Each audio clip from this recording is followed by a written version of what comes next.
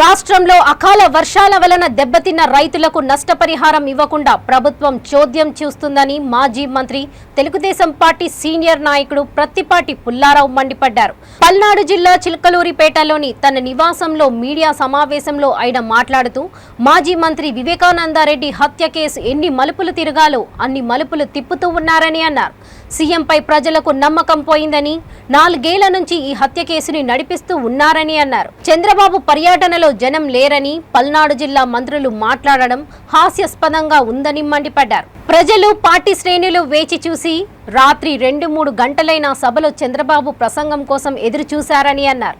దేశంలోని అన్ని రాష్ట్రాల్లో భారత రాజ్యాంగం నడుస్తుందని, కానీ ఆంధ్రప్రదేశ్లో మాత్రం వైఎస్ భారతి రాజ్యాంగం నడుస్తుందని వ్యాఖ్యానించారు. ఏ విధంగా కన్ఫ్యూజ్ చేస్తున్నారు అనేటువంటిది రాష్ట్రంలో అర్థమైపోయింది.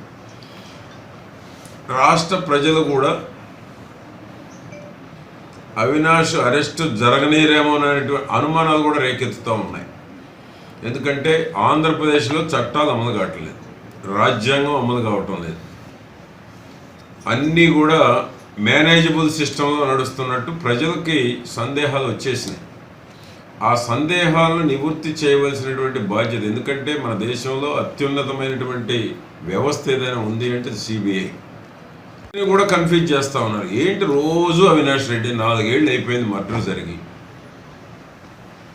ఒక కొలిక్కి తీసుకురావడానికి అవకాశం లేనటువంటి పరిస్థితుల్ని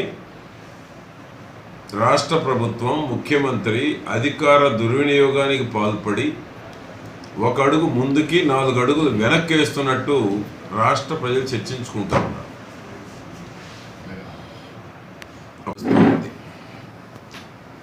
ఆంధ్రప్రదేశ్లో నిన్నటి వరకు రాజారెడ్డి రాజ్యాంగం అనుకున్నాం, ఇప్పుడు భారత రాజ్యాంగం నడుస్తున్నట్టు కనపడతా ఉంది. ఎందుకు భారతీయ రాజ్యాంగం అంటున్నాం అంటే ప్రజల్లో కూడా కన్ఫ్యూజన్, అనుమానాలు రేకెత్తిస్తూ ఉన్నాయి.